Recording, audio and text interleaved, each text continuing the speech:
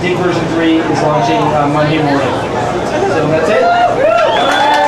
Hi, this is Irina reporting from the Digg 3.0 release party for Geek Entertainment Television. Kevin is founder and chief architect. Yes. So my favorite feature was something you called Digg Spy on Crack.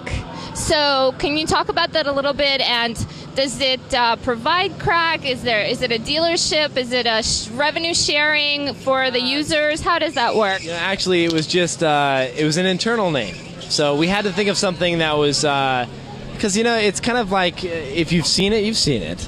It's pretty crazy. It's just like crack. If you've seen it, you've seen it. If you've used it, you've definitely used it. We gave some of our developers a little bit of crack, and we were just like, hey, go crazy. What can you create? And that's what they came up with, so we called it Digg Spy on Crack.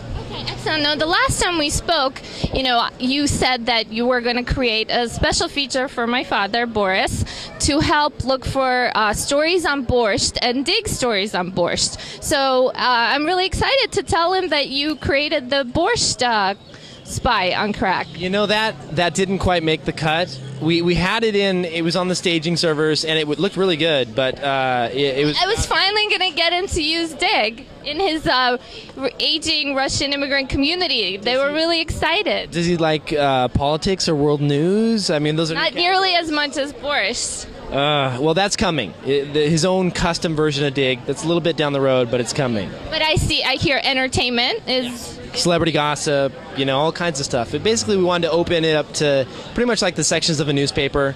So anything you can normally find there, you'd be able to see on Digg. Okay, excellent. And is it true that every time anyone says 3.0, a startup dies? I don't know about that. That's just our own... You don't feel guilty for saying 3.0 and startups dying all over the place, just dropping dead? I've heard Netscape's dying, but, you know, it's like, who am I to judge? All right, there you go, ladies and gentlemen.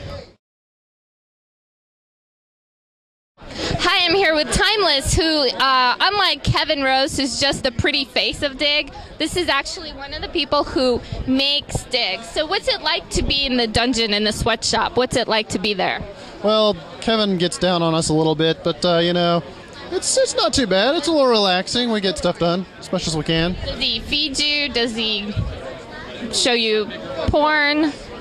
Yeah, a little bit of the porn. It makes me feel uncomfortable, but the feeding is pretty good. He gives us slop. It's all good. Yeah. Excellent. And I've been trying to get a borscht feature, so I'm actually going to try to get it in the back door. Kevin said no, but I'm still looking forward to that. So can you like slip that in for me?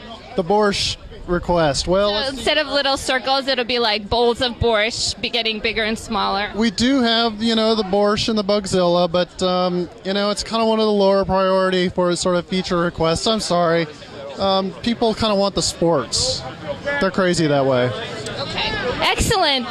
Thanks. All right. Thank you.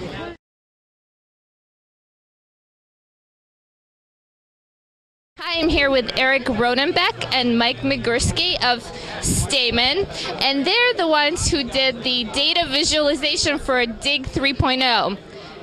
I have a very important question for you.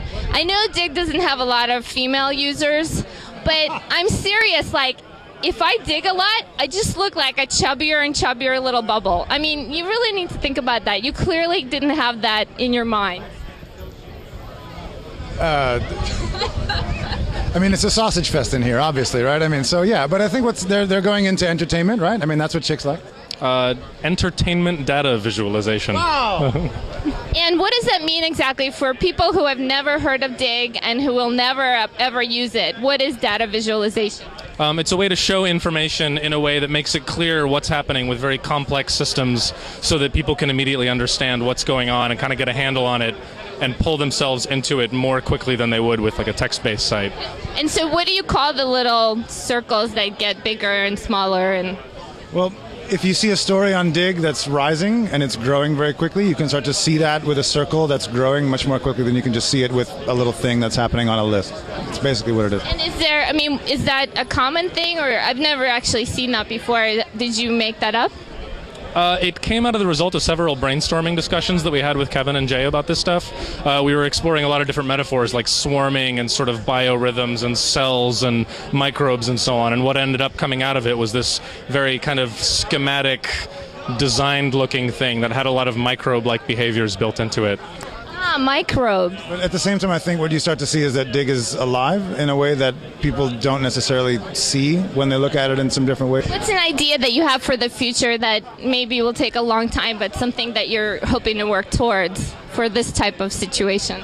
My personal hope is that the kind of work that we're doing kind of down markets itself and becomes easier and easier and easier for people to approach and understand, so that more information sources become approachable in this way, and it becomes easier for kind of people that have these ideas to actually be able to implement them and act on those ideas. Well, congratulations, and it looks awesome, and visualizing data just for you.